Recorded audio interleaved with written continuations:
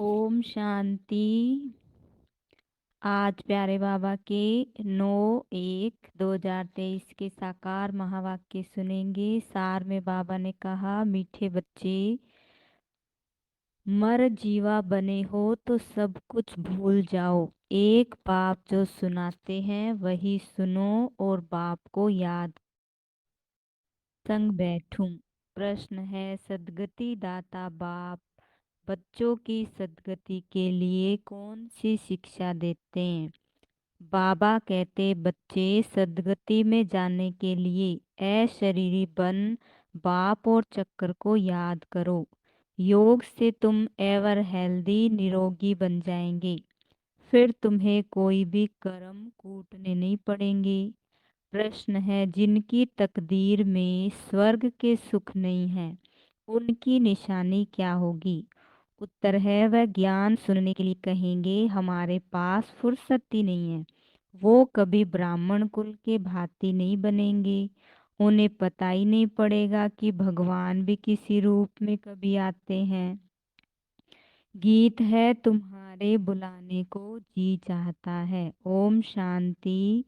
भगवान बैठ भक्तों को समझाते हैं। भक्त है भगवान के बच्चे, सभी है भक्त।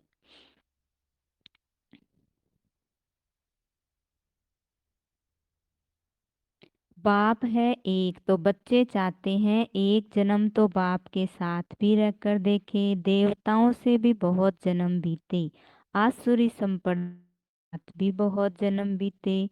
अब भक्तों की दिल होती है एक जन्म तो भगवान के बनकर भगवान के साथ रहकर देखें। अभी तुम भगवान के बने हो, मर जीवा बने हो तो भगवान के साथ रहते हो। ये जो अमूल्य अंतिम जीवन है इसमें तुम परमपिता परमात्मा के साथ रहते हो। गायन भी है, तुम्ही से खाऊं तुम्ही से बैठूं तुम्ही से सुनूं। जो मर जीवा बनते हैं उनके लिए ये जन्म साथ रहना होता है। ये एक ही है ऊंचे ते ऊंचा जन्म। बाप भी एक ही बार आते फिर तो कभी आ नहीं सकेंगे। एक ही बार आकर बच्चों की सर्व कामनाएं पूर्ण कर लेते। भक्ति मार्ग में मांगते बहुत है। साधु संत महात्माओं देवी देवताओं आदि से आधा कल्प से मांगते रहते हैं। और दूसरा जप तप दान पुण्य आदि भी जन्म बाई जन्म करते ही आए। कितने शास्त्र पढ़ते हैं, अनेका अनेक शास्त्र मैगजीन आदि बनाते थकते ही नहीं। समझते हैं इनसे ही भगवान मिलेगा। परंतु अब बाप खुद कहते, तुम जन्म जन्मांतर जो कुछ पढ़े हो, अब यह जो कुछ शास्त्र आदि पढ़ते हो, इनसे कोई मेरी प्राप्ति नहीं होगी।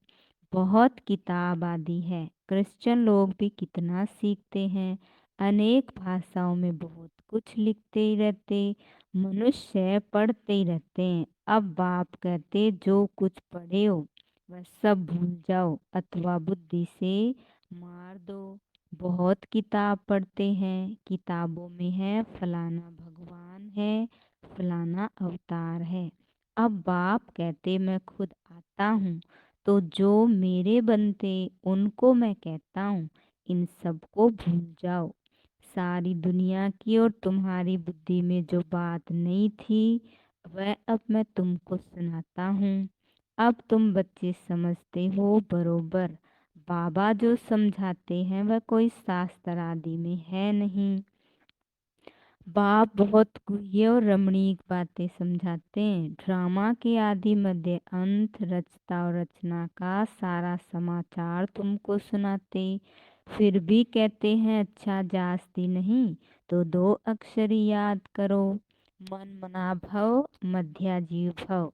ये अक्षर तो भक्ति मार्ग की गीता के हैं, परंतु बाप इसका अर्थ अच्छी रीति समझाते हैं। भगवान ने तो सहज राजयोग सिखाया है। कहते हैं सिर्फ मुझ बाप को याद करो। भक्ति में भी बहुत याद करते थे। गाते भी हैं, दुख में सिमरन सब करे, फिर भी कुछ समझते नहीं। जरूर सतयुग त्रेता में सुख की दुनिया है, तो याद क्यों करेंगे।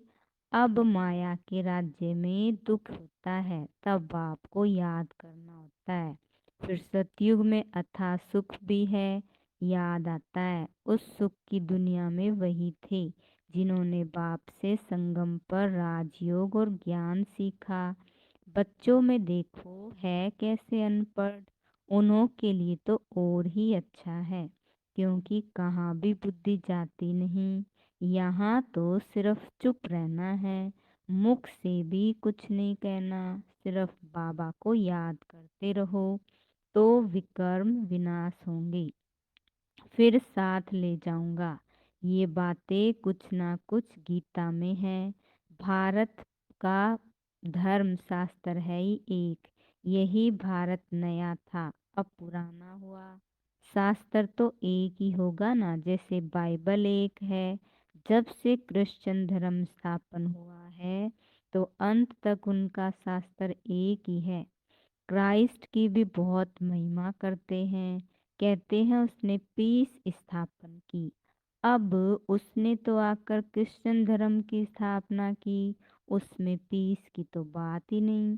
जो आते हैं उनकी महिमा करते रहते, क्योंकि अपनी महिमा को भूले हुए हैं। बौद्ध क्रिश्चियन आदि अपने धर्म को छोड़ औरों की महिमा नहीं करेंगे। भारतवासियों का अपना धर्म तो है नहीं, ये भी ड्रामा में नूंदावा है। जब बिल्कुल ही नास्तिक बन जाते तब फिर बाप आते हैं। बाबा समझाते हैं बच्चे, स्कूलों आदि में जो किताबें पढ़ाई जाती है उनमें फिर भी एम ऑब्जेक्ट है, फायदा है, कमाई होती है, मर्तबा मिलता है। बाकी शास्त्र आदि जो पढ़ते उसको अंधश्रद्धा कहा जाता है। पढ़ाई को कभी भी अंधश्रद्धा नहीं कहेंगे। ऐसे नहीं कि अंधश्रद्धा से पढ़ते हैं, पढ़ाई से बैरिस्टर इंजीनियर आदि बनते हैं, उसको अंधश्रद्धा कैसे कहेंगे। ये भी पाठशाला है, ये कोई सत्संग नहीं है। लिखा है ईश्वरीय विश्वविद्यालय, तो समझना चाहिए जरूर ईश्वर का बहुत भारी विद्यालय होगा, सो भी विश्व के लिए। सभी को पैगाम भी देना है कि देह सहित देह के सब धर्मों को छोड़ अपने स्वधर्म में टिको। फिर अपने बाप को याद करो तो अंतमति सोगति हो जाएगी। अपना चार्ट लिखना है, कितना समय हम योग में रहते हैं। ऐसे नहीं हर एक रेगुलर चार्ट लिखेंगे, नहीं थक जाते हैं। वास्तव में क्या करना है, रोज अपना मुंह आईने में देखना है, तो पता पड़ेगा कि हम लक्ष्मी को व सीता को वरने लायक हैं, वा प्रजा में चले जाएंगे। पुरुषार्थ तीव्र कराने के लिए चार्ट लिखने को कहा जाता है। और देख भी सकते हैं कि हमने कितना समय शिव बाबा को याद किया। सारी दिनचर्या सामने आ जाती है, जैसे छोटेपन से लेकर सारे आयु की जीवन याद रहती है ना, तो क्या एक दिन का याद नहीं पड़ेगा। देखना है हम बाबा को और चक्कर को कितना समय याद करते हैं। ऐसी प्रैक्टिस करने से रुद्रमाला में पिरोने के लिए दौड़ी जल्द पहनेंगी। यह है योग की यात्रा, जिसको और कोई नहीं जानते तो सिखा कैसे सकते। तुम जानते हो अब बाबा के पास लौटना है। बाबा का वर्षा है राजाई, इसलिए इस पर नाम पड़ा राजयोग। तुम सब राज ऋषि हो, वह है हठ योग ऋषि, वह भी पवित्र रहते। राजाई में तो राजा रानी प्रजा सब चाहिए, सन्यासियों में तो राजा रानी है नहीं, उन्हों का है हद का वैराग्य, तुम्हारा है बेहद का। वह घर बार छोड़ फिर इस विकारी दुनिया में ही रहते। तुम्हारे लिए तो इस दुनिया के बाद फिर है स्वर्ग, दैवी बगीचा, तो वही याद पड़ेगा। ये बात तुम बच्चे बुद्धि में रख सकते हो। बहुत है जो चार्ट भी नहीं लिख सकते, चलते चलते थक पड़ते। बाबा कहते बच्चे अपने पास नोट करो कि कितना समय मोस्ट बिलोव्ड बाप को याद किया। जिस बाप की याद से वर्षा लेना है। जब राजाई का वर्षा लेना है तो प्रजा भी बनानी है। बाबा स्वर्ग का रचयिता है तो उनसे क्यों नहीं स्वर्ग का वर्षा मिलना चाहिए। बहुत है जिनको स्वर्ग का वर्षा मिलता है, बाकी को शांति मिलती। बाप सभी को कहते, बच्चे देह सहित देह के सभी धर्मों को भूलो। तुम अशरीरी आए थे, 84 जन्म भोगे, अब फिर अशरीरी बनो। क्रिश्चियन धर्म वालों को भी कहेंगे, तुम क्राइस्ट के पिछाड़ी आए हो। तुम भी बिगड़ शरीर आए थे, यहाँ शरीर लेकर पाठ बजाया। अब तुम्हारा भी पाठ पूरा होता है। कलयुग का अंत आ गया, अब तुम बाप को याद करो। मुक्ति धाम वाले सुनकर बहुत खुश होंगे। वह चाहते ही मुक्ति है, समझते हैं जीवन मुक्ति पाकर फिर भी तो दुख में आएंगे।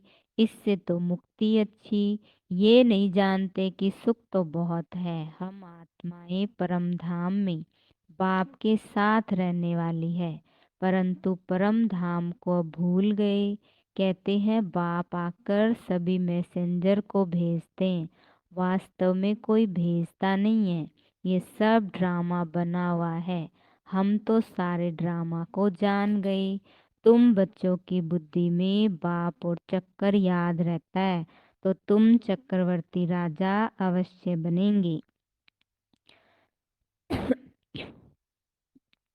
तो बाबा कहते हैं,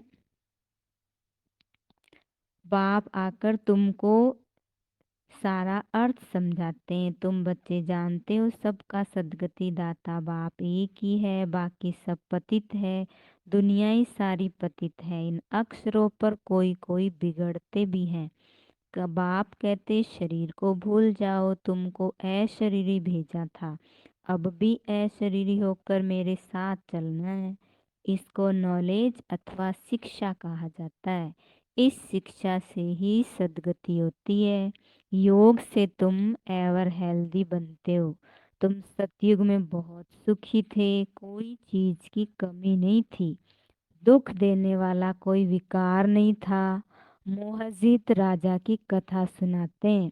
बाबा कहते, मैं तुमको ऐसे कर्म सिखाता हूँ जो कभी कर्म कूटने नहीं पड़ेंगे। वहाँ ऐसी ठंडी भी नहीं होगी। अभी तो 5 तत्व भी तमो प्रधान है, गर्मी बहुत है, कभी ठंडी बहुत। वहाँ ऐसी आपदाएं होती ही नहीं। सदैव बसंत ऋतु रहती है। नेचर सतो प्रधान है, अभी नेचर तमो प्रधान है। तो अच्छे आदमी कैसे हो सकते। इतने बड़े बड़े भारत के मालिक सन्यासियों के पीछे फिरते रहते, उनके पास बच्चियां जाती तो कहते फुर्सत नहीं। इससे समझ जाते हैं कि इनकी तकदीर में स्वर्ग के सुख नहीं है। ब्राह्मण कुल के भांति बनते ही नहीं। इनको पता ही नहीं है कि भगवान कैसे और कब कहाँ आते हैं। शिव जयंती मनाते, परंतु शिव को सभी भगवान नहीं समझते। अगर उनको परमपिता परमात्मा समझते तो शिव जयंती के दिन हॉलीडे मनाते। बाबा कहते, मेरा जन्म भी भारत में होता है, मंदिर भी यहाँ है, जरूर किसी शरीर में प्रवेश किया होगा। दिखाते हैं दक्ष प्रजापति ने यज्ञ रचा तो क्या उसमें आया होगा। ऐसे भी नहीं कहते। श्री कृष्ण तो होता है सतयुग में। बाप कहते हैं, मुझे ब्रह्मा मुख द्वारा ब्राह्मण वंशावली रचनी है। कोई को यह भी तुम समझा सकते हो।